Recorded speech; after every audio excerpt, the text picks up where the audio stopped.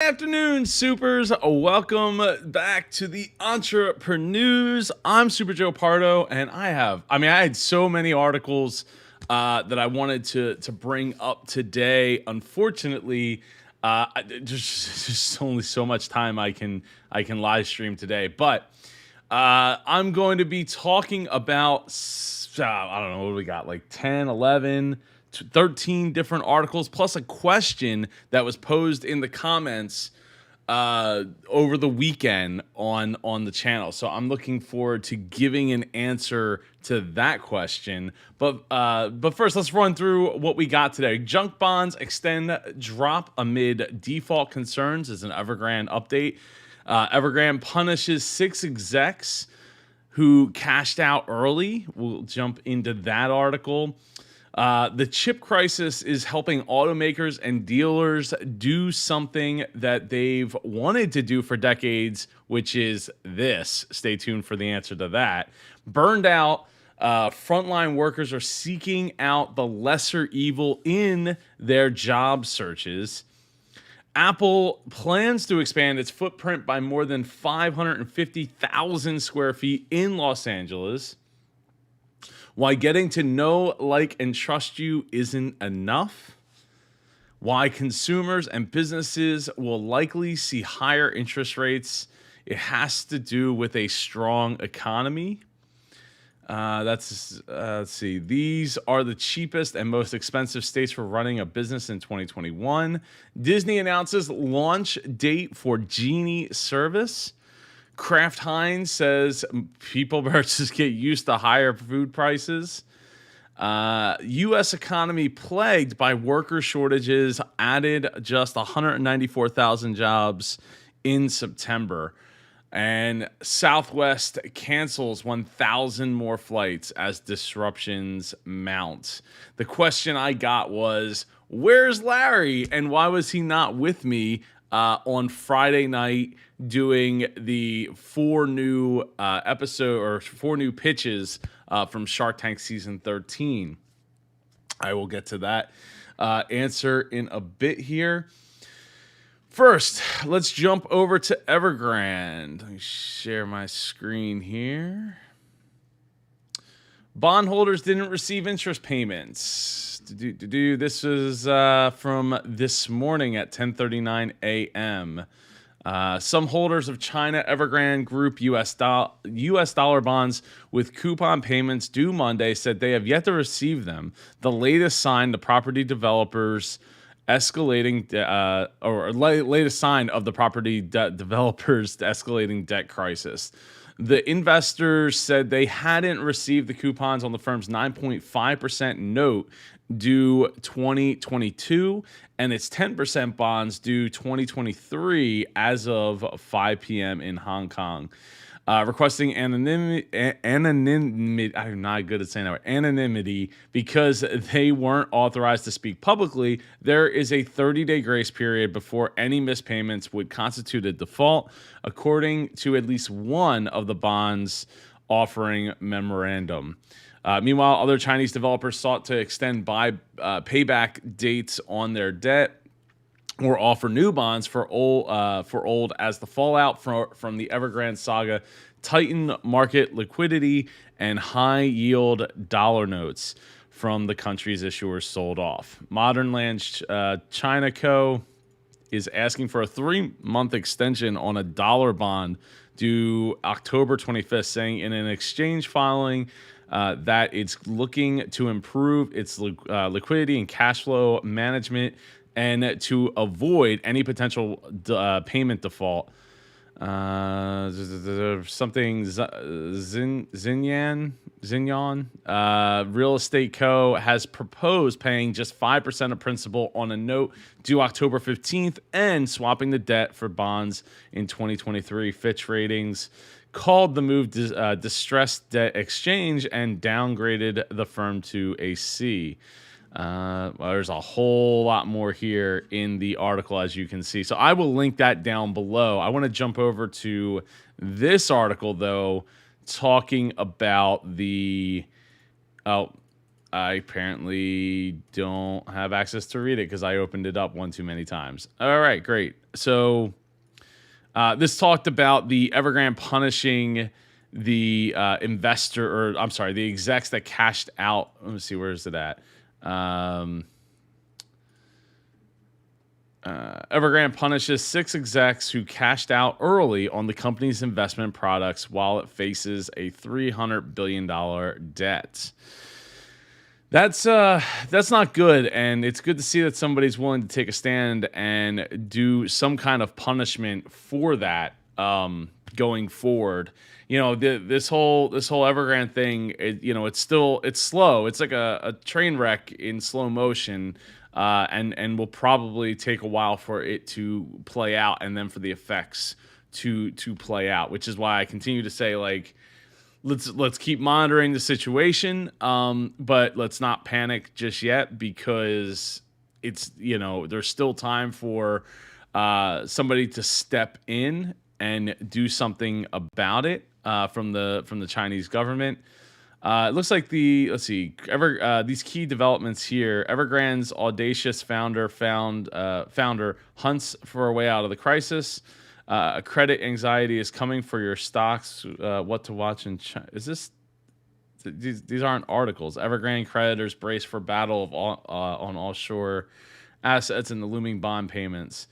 So let's see. Some Evergrande bondholders haven't received coupons due October 11th. So yeah, this isn't going to be all at once, and we're still going to continue to watch the developments here as they play out. But anybody who I'm surprised at the willingness to punish any of the execs, especially for cashing out any amount of their stock in the company.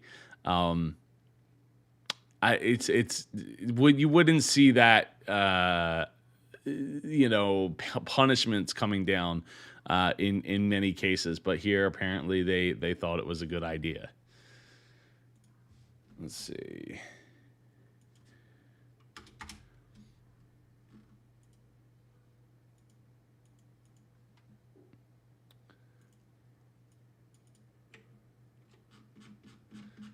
Let's move on to why consumers and businesses will likely see higher interest rates. It has to do with the strong economy. This comes out of the Philadelphia Inquirer. Let's see here. Why consumers and businesses will likely see higher interest rates. It has to do with a strong economy. With economic growth spurred, inflation has started to climb, so the Fed has signaled that it might be time for interest rates to rise, which is a strong, because they kept saying, like, pump the brakes. We're not going to increase the interest rates. Things are going to stay strong. I believe, if I recall correctly, through 2024, and then they would see, reassess. Interest rates may be going up. The Federal Reserve believes that the economy is in good enough shape that it is time to start weaning it off of the massive stimulus it has been pumping into the system. Is that good news? The answer, of course, is yes. Is the economy really in good shape? According to this article, yes, it is. Growth is strong. During the spring and summer, the percentage increase was the second largest on record. Even better, the level of activity now exceeds where it was in when the pandemic hit. In addition, the nation's unemployment rate has plummeted, dropping nearly 10 percentage points since April 2020 pandemic peak. Job gains are robust, and there are more job openings than the number of people unemployed. In other words, the economy is back, and that is the key, because the Fed has a dual mandate: maximum sustainable employment and stable prices. The maximum sustainable employment portion seems to be in sight, but stable prices, I'm not so sure. Strong growth coupled with high inflation point out the tensions in the Fed's mandate. Sometimes a rapidly expanding economy can trigger price increases. When you add a global supply chain meltdown to the robust economic activity, you have real consumer price problems. Inflation is running well above the Fed's target of the 2% average. So what does a good central bank do when the economy no longer needs its assistance and inflation starts showing its ugly head? You raise rates.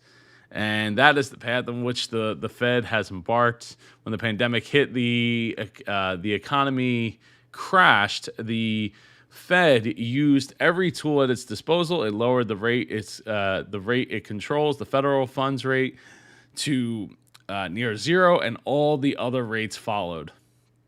The Fed also opened the liquidity spigot, buying massive amounts of securities, and it also added more than $4 trillion to its balance sheet. And ultimately, the economy, one reason the stock market has surged is the enormous influx of funds wound up not just in the economy, but in the financial markets as well.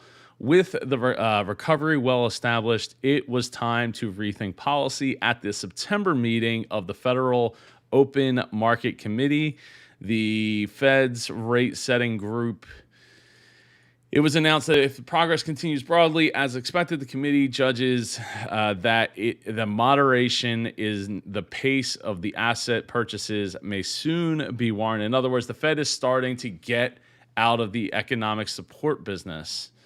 What does this mean for the average person? This means if it starts with interest rates and spreads to the general economy. The purpose of buying securities was to lower the interest rates across the spectrum of assets, from very short term, such as 3-month treasury bills, to long term, such as 30% fixed rate mortgages. The Fed did a fantastic job, and the rates are still at or near historic lows. By reducing its asset purchases and most likely selling them some later, the Fed will be ending the downward pressure on rates. So this continues on and on. But basically, I'm excited to see that they think that the economy is starting to wake up in a big way. Now, the real test will be, when we actually get to Christmas, because my concern is that companies aren't going to be able to make their targets, not because people aren't there to spend, but because they do not have the inventory to be able to have people buy.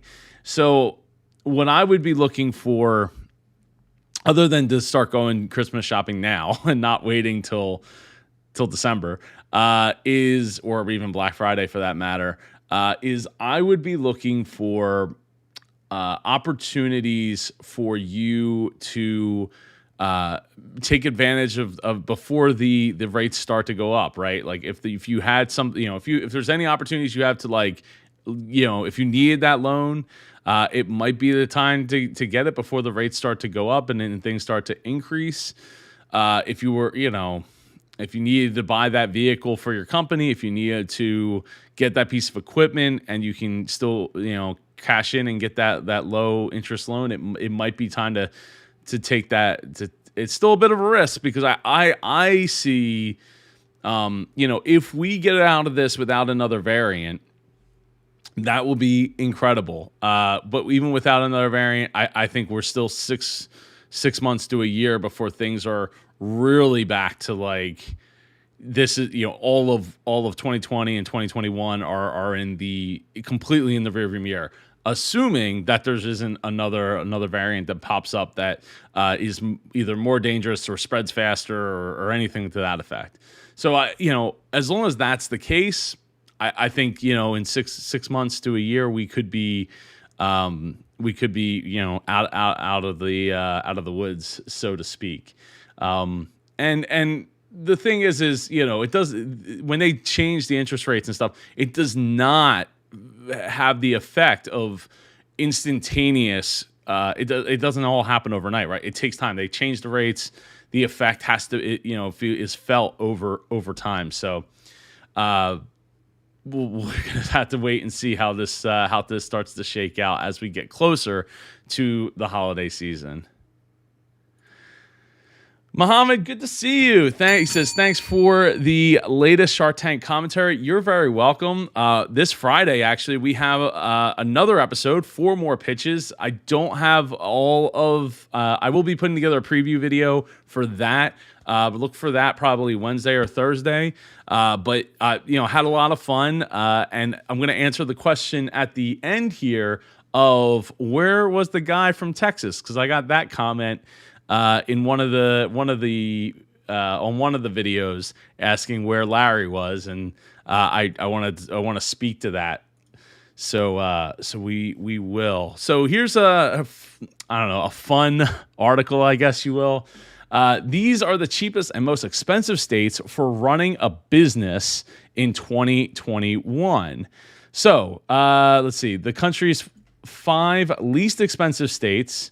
Texas is number 1.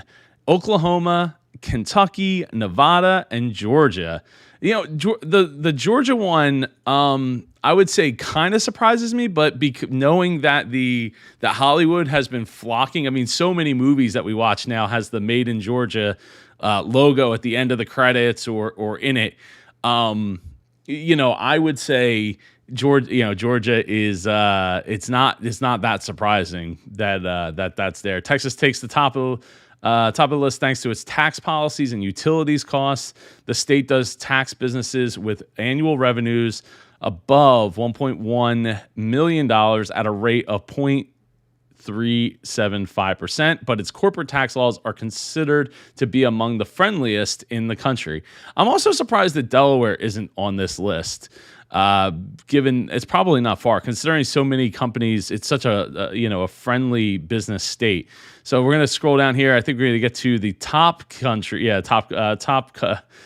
top states in the country. Number 1, surprise to no one, is California. Yes, they are the most expensive state for running a business in. Number 2 is my home state, New Jersey, because of course. Vermont, not one that I would necessarily expect to be on that list, but it's not surprising. DC is very expensive. And 5th is Iowa, of all places. I'm not, let's see if they explain that. Yeah, we get it. California's expensive. Vermont is something of an outlier on this ranking. The Green Mountain State is one of the least populous in the United States, which typically correlates with lower startup costs. However, the Approve.com study noted that Vermont has the 2nd highest electricity costs in the country, and perhaps more notably, the 9th highest top corporate income tax at 8.5%. Wow. And they don't explain the Iowa one at all. I'm going to guess it maybe because they aren't very populous and they might have a high income corporate income tax rate. But yeah, that's one of the things where it's interesting to see where is it most viable for you to put a business, plan together and open up your business. And apparently, if you're thinking about opening a business, you want to look at Texas, Oklahoma, Kentucky, Nevada, and Georgia as your top 5 options for running, for starting or operating your business out of. What is up? I'm gonna guess. Is this Andre? Is that Andre there? I hope that's Andre. If that's Andre, what's up, man? I miss you. I miss you a lot, and we gotta get some PUBG in soon. Let's see. Next up. Disney announces a launch date for Genie Service. This has been a little bit of a controversy in the Disney community. Everyone that knows me well knows that I am a Disney head and knows that I have a lot to say when it comes to Disney and Disney business, et cetera, et cetera. So Fast Passes are history. Disney has announced the official launch date for Disney Genie Service, along with the Fast Pass replacement service, Disney Genie Plus. Aside from offering some guests the option to bypass lines, the services will provide a variety of other features on maximizing each visit to the park.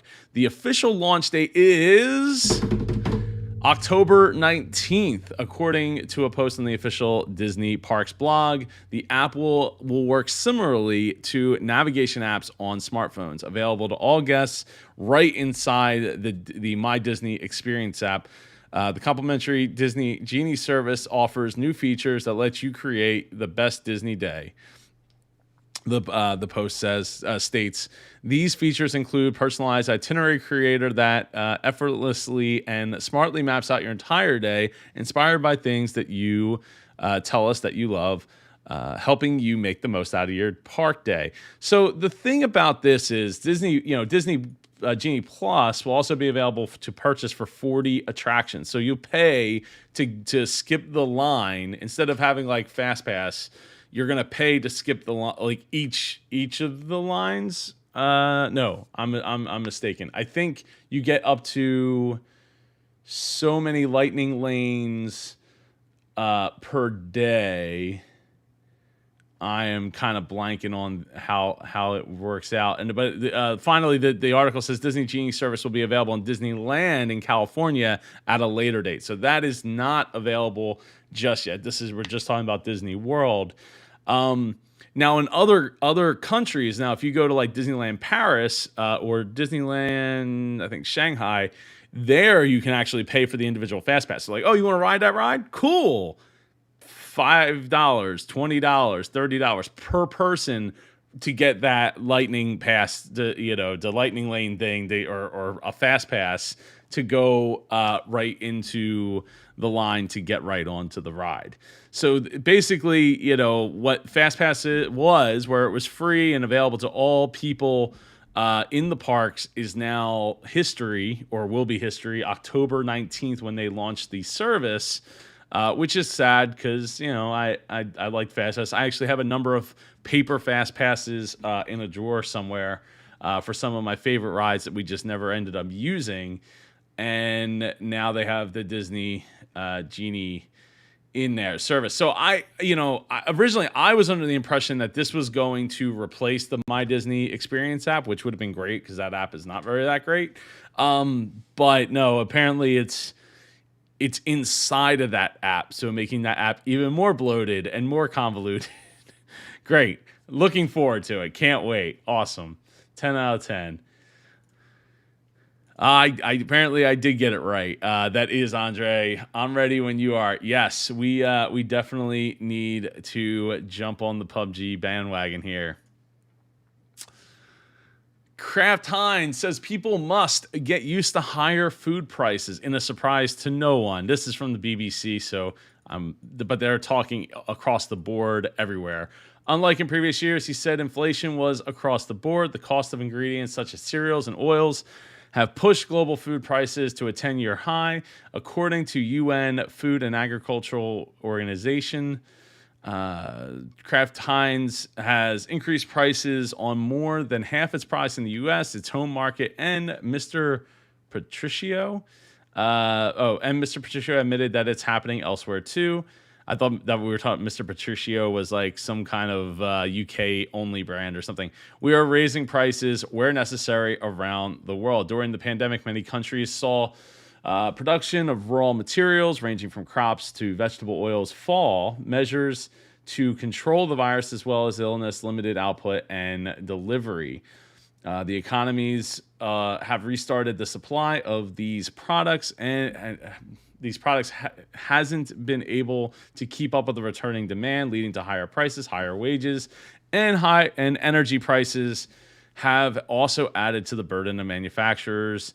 He says there's a broad range of factors. It's kind of repeating itself, specifically in the UK with the lack of truck drivers, and in the US, logistics costs have also increased substantially, and there's a shortage of labor in certain areas of the economy. So your ketchup's getting more expensive. Everything's going to be getting more expensive, but that's not to say that prices won't come back down. In fact, I was just having this conversation with my dad yesterday. If you're listening, Dad, how you doing? As productivity goes up, prices will come down. As technology increases, prices will come down.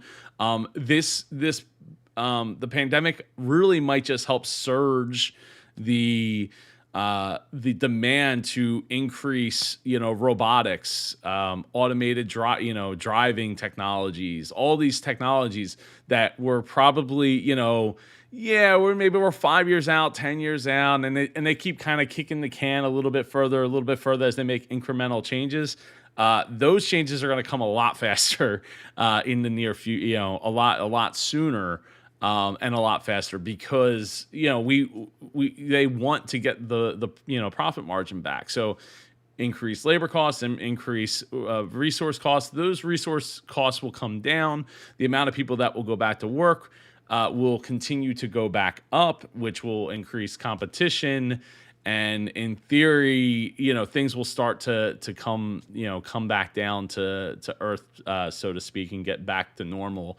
But that still might be like I said earlier, 6 months to a year, maybe 2 years, depending on how things play out. And if a new variant rears its ugly little head, that might be how long we're looking at to get back to some kind of normal when it comes to pricing. Their interest rates too will help kind of stifle some of that inflation. So in U.S. economy plagued by worker shortages added just 194,000 jobs in September. Friday's monthly data shows the continued impact of the Delta variant and the critical shortage of workers. So following a disappointing August, the U.S. economy added a meager 194,000 jobs in September as a critical shortage of workers hampers the nation's economic growth. The unemployment rate fell to 4.8% and from 5.2%, but you can't necessarily go by the unemployment rate because the unemployment rate, from my understanding, does not include like if your unemployment benefits run out, then you are off that percentage. Like you're not considered, or you're not in that rate anymore. So it doesn't mean that you got a job. It just means that you ain't collecting anymore. The Bureau of Labor Statistics said Friday economists had been expecting an increase of 500,000 and an unemployment rate of 5.1%. This was quite a deflating report. The hope was that August was an anomaly, but the fact is the Delta variant was still with us in September. One optimistic interpretation is that COVID-19 case counts are receding, so future months should be stronger, but the reality is that we were just still in a pandemic. One positive in the report was the uptick in hourly wages, which rose by 0.6%. versus estimates of 0.4% increase. Wage growth is a metric of which the market is keeping a sharp eye as it struggles to interpret the noise around skyrocketing prices, supply chain bottlenecks, and what exactly it means for inflation to be transitory. Yeah, so so it is disappointing, but as I've said many a times here on this show and on this channel, is that this, the effects are going to be, they're out, right? So, to look at the month to month is sometimes not a great picture of what's actually happening. And it takes time for that to happen. Just like the case counts in general, right? The case counts, at least in the beginning, I know there was a few of my friends who had they had contracted the virus. And at like the beginning of the month, they got, but they didn't know it. So by the middle of the month, they knew, and then they got tested, and then they got the results back, and it took a while. It took like 6 days or 7 days to get the results back, and then they were told, "Oh, we're gonna add your number at the end of the month, or at the beginning of the next month." So things don't always move. Just because we have technology doesn't mean that things always move at the pace in which technology moves. I mean, if anything, look at banks and how long it takes for you to move money from this bank to that bank, or this for a check to get cleared and all that stuff. So just because some things move at the speed of a click, not everything moves at the speed of a click. And especially when we're talking about an economy that is literally part of a world economy with billions of people, 7.5 billion people, all tied into it, trying to see like just because there's a spike here doesn't necessarily mean that we're at the peak, and it doesn't necessarily mean that we're not at the peak. We have to wait and see a little bit further. So just because something happened in August, it doesn't mean that it's going to translate to September. And when you're talking about hiring people, I always tell my friends, they're like, oh, I reached out, I tried all these different, I put my resume out there to so many people. I'm like, well, look, most businesses don't really like hiring people. If they don't have a dedicated HR department, which has other responsibilities other than hiring people, that business owner is probably not that crazy about the idea of like, yes, I get to wake up, I get to go read all these resumes and like go through and like call these people up and then do the interview and all that stuff. So, and then when you double up on the fact that the businesses are like, well, now I have to offer $15 an hour or $16 an hour, $20 an hour, $25 an hour, where I was only paying 20-30% less than that not that long ago. They're even more hesitant. They need the people, but they need quality people so they can get the production up, so that they could justify that added cost that they're bringing onto the company. Speaking of added cost to companies, Southwest Airlines cancels 1,800 flights, blaming weather and staffing. Southwest has canceled more than 1,800 flights over the weekend so far. The Dallas-based airline blamed the disruptions on air traffic control issues, bad weather, and staffing shortfalls. Other airlines that operate in the region reported far fewer cancellations, according to this article. Man, I actually know quite a few people that have been stranded over the weekend, and they were not able to do the things that they wanted to do because they were, the Boston Marathon was today, Chicago Marathon was yesterday. There's like a bunch of marathons that the Broad Street Run here in Philly, I think was yesterday as well. So there's a whole bunch of things that have happened that are happening around the country, and people are trying to get to them or get away from them or leave for them.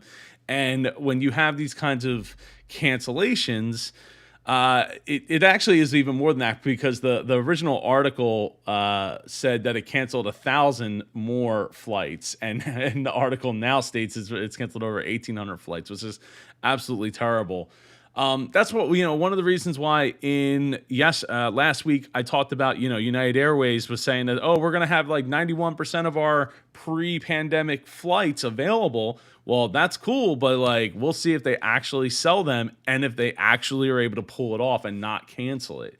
So this does seem to point the finger at Southwest having trouble paying the people, like keeping the people, paying the people to be able to have the staff and accomplish the goal of flying, taking off safely and landing safely and being able to conduct their business. So we'll see what the repercussions of that is. I've flown Southwest many a times. I like Southwest. I think they're a great brand. I don't think I've ever really had a problem with Southwest. But yeah, they are one of my favorites to fly on, and it's heartbreaking. I'm sure it's heartbreaking to them to have that headline come out and deal with that. So hopefully they can get things back on track here in the next week, 2 weeks, 3 weeks, leading up to the holiday season, which hopefully will be a big boon for them. We'll see how airports fare with if the staffing shortages are still a problem, and if the airlines themselves have the people to conduct those flights.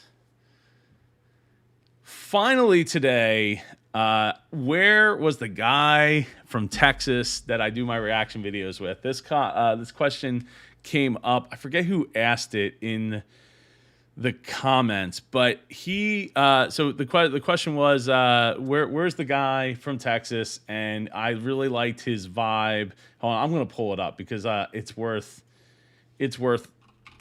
reading. Let's see. It was from KJMPS 9999. Where's the dude from Texas? He brings a good vibe to the channel! ! Larry absolutely does bring a great vibe to the channel, and as do all my guests. I appreciate having every single guest I've had over the last almost year now that I've been running this YouTube channel almost full time, almost full time as my main one of my main responsibilities day to day.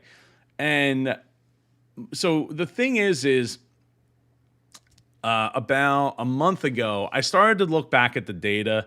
I always suggest people look at the data and then start to, draw conclusions from the data. And then you can start to add up like, okay, what's the tough decision to make?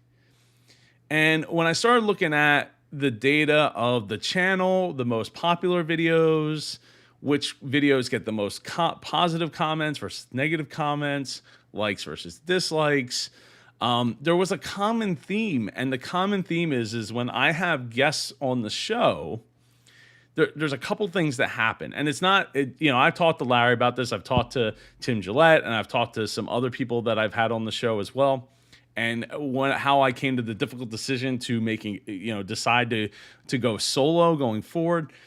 So let's start with some of the downsides. The downsides are when I have a guest, I can't control what the guest is going to say, because everything's done in live real time. There's almost no editing that happens on my reaction videos. So I can't control what the guest is going to say. I can't necessarily control what I'm going to say or how it's going to be perceived.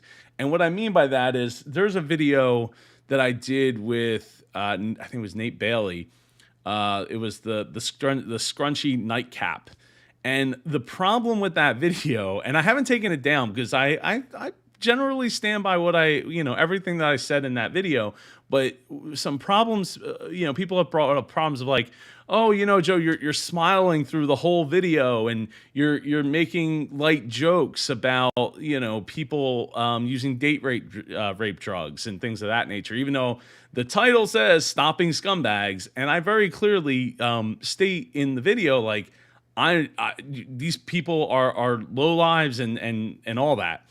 They need to be punished, and I fully get behind this idea that having anything to easily stop somebody from dropping some kind of anything into your drink, even if you just look away for a second, is a positive change, and I can absolutely get behind that. But the thing is when I have a guest, I'm trying to have a conversation with the guest, right? There's a certain level of entertainment value that comes that way as well. And what I wasn't prepared for was that people aren't going to watch the whole video. So they are picking and choosing, they're kind of just like, when you watch the retention charts on YouTube, I can kind of see like where people are skipping around in the video. So if you're not watching the whole thing, then you're not getting the whole message. And all you might be seeing is me with a smile on my face, them talking about a very serious topic. And, the conversation is just different when you have a guest. So it's not my guest's fault. It's not my fault. It's just the nature of wanting to, remember like, hey, we're creating a video, it's supposed to be lighthearted. We're supposed to be positive. I want people to be happy and walk away with some knowledge from, from this video. So it just makes it very difficult to be able to have a good grip on the gravity of what's being said and all of that. So it creates a bit of a problem on my end. The other thing is when I have a guest, the videos end up being longer. And what I've found is that the retention rate of those videos that are longer, past 20, 25 minutes, tends to be a lot less. Now, YouTube apparently does not mind that since it's a longer video. They understand that like, hey, not everyone's going to watch a 40-minute video. So if you can just get them to watch 10 or 15 minutes of that video, cool. We're good, depending on that. So there's a side of that of me that says, well, when I create shorter videos by myself, especially in this newer format that I've been using for the for the reaction videos, my retention rate is way higher by like tens of points, tens of percentage higher. And the comments and the like button are more fluent and flow more freely. I get more comments, I get more likes on those videos when it's just me, especially because I feel like when I have a guest on, and it's not that I won't necessarily ever have a guest on. The last guest I had on was Clay Groves. He's a fish guy, does the Fish Nerds podcast, and we talked all about this. We did this pitch that was about for an animated lure that was on Shark Tank. So I wanted to bring in somebody who actually fishes and actually could talk to this and all that. So that was cool, but that video ended up being over 40 minutes. And yeah, I could go and clip it down and edit it, but I'm trying to move so quick with the content release now with the EntrepreNEWS and clipping these down into their own videos that it's not necessarily what I want to. I don't want to. I want to spend my time learning, and I want to spend my time helping others. Working in my group mastermind or one-on-one on their businesses. And helping others through these videos rather than spending time editing. Spending all my time in editing, because no amount of editing will ever change the fact that people. There's only so much entertainment that can come out of this view, right? And it's not like I'm vlogging off of a helicopter or something crazy like on my private jet or something to that effect. So I want you. So those are the things, right? So it's I can't control the situation as well. I can't. I can't control the time, the length as well without like cutting off my guest, and and just the overall message, right? I think the messaging, and I talk about this all the time for businesses, right? Know who your target audience is, create the content for that target audience, create the messaging for that target audience, and try to stay in that lane. And when I have guests, particularly Larry, I feel like because Larry's hilarious and we get along really well. But when I look back at the videos, I feel like the messaging is maybe a little blurry because this isn't really an entertainment channel. This is a entrepreneur learning channel, right? This is about learning and getting better at your craft, right? Building your business for your needs and for your family's needs. And that's what this is really all about. So, when I'm trying to create content and I have somebody else and we're like, we're having, we start joking and stuff like that. The messaging, I think, gets a little blurred and all of a sudden it doesn't hit its target as well. And the views, the like button, the dislike button, and the comments show it. So I made the difficult decision to go solo going forward. And so far I've enjoyed it. I've very much enjoyed it. I mean, I love having guests. I love having those conversations. I love, I'm going to be doing some more interviews coming up here. I have quite a few businesses that have been in the Shark Tank coming on to the channel in the coming weeks here. So get subscribed for those. But yeah, when it comes to the reaction videos, I think going forward, you're mostly going to see me unless I come across a product that I'm like, I have a really good guest that I could bring on for this and like get really in depth about. You got me. It's me. I'm here. And yeah, so we'll see. And I have some other ideas that I can bring Larry back for. Larry came and did the I heart my negative comments video with me. He read the negative comments. I responded to those negative comments and all that. So, I got other things up my sleeve that we'll utilize some of my friends and guests for in the future. But I really appreciate you watching. I really appreciate you taking the time. I appreciate you learning. And I know I didn't get to all the articles of the day.